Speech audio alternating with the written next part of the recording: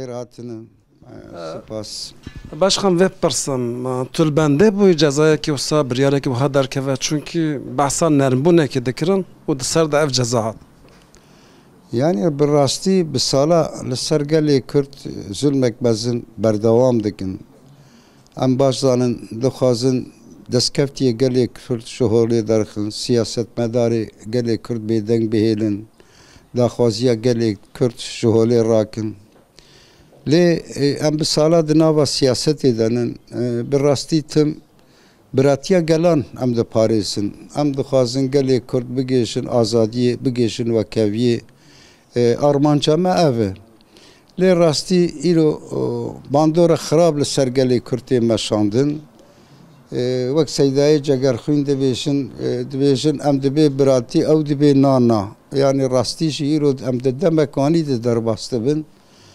Lê rastî jî em mesanî bû dixwazin gelê Kurd siyasetmedarê Kurd bêdeng bihêlin vê zulmê ser gelê Kurd bimeşînin.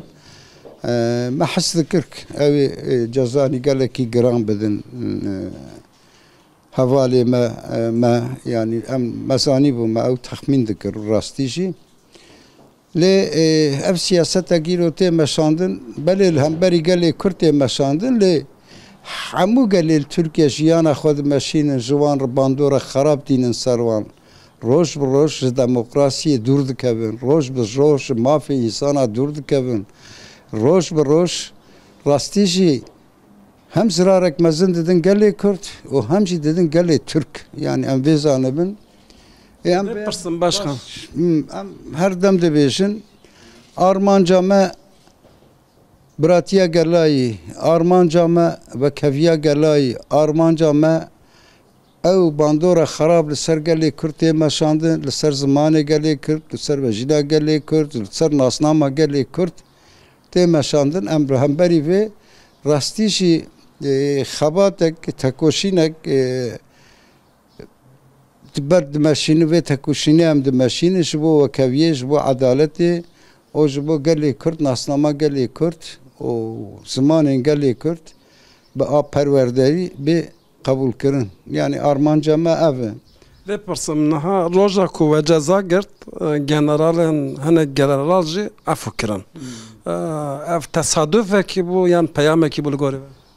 Di qenaata me de ne tesadüf e rastî jî mesajek dan em baliyekî Kurda em ceza dikin li aliyê din ew kesêk îro 28 Sibatê de ew kesêk ji ber vîya wî hatin girtin got dikin darbe bikin em wan çî dikin em yekîtiya gelê Türk binerin em diparêzin lê neyarê gelê Türk em suçdar dikin ceza dikin.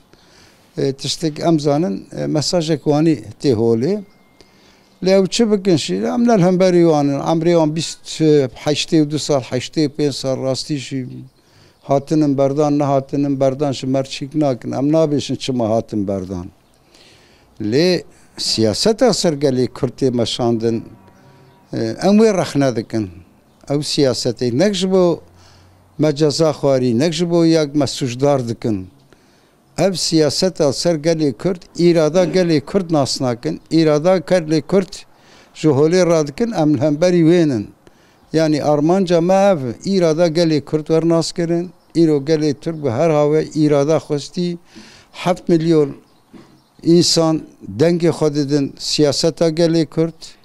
Li bajara şehredariyê gelê Kurdê bi dengekî bilind îrada gel derdikeve holê. Lê îro dixwazin siyasetek bimeşînin ki binerin vana suçdarin ji ber vî havî em şehredariya em ê qayûma bavêjin em siyaseta gelê Kurd em ê qedexe bikin.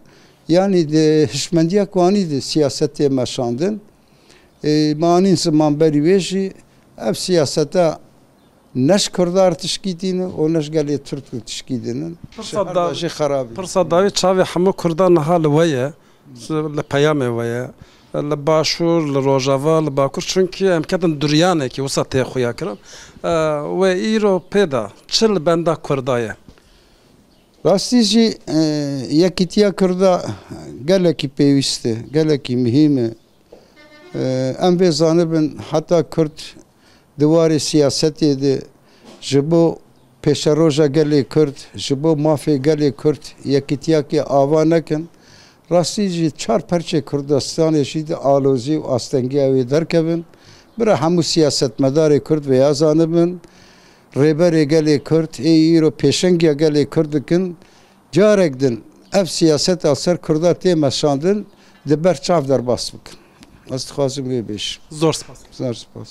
Gelek spas malî ava ji birêz Ahmed Türk hevserok yan jî hevşaredarê bajarê Mezaniyê Mêrdînê re ku fikr ramanên xwe yên derbarê cezakirina di doza Kobanê de bi me re parve kir.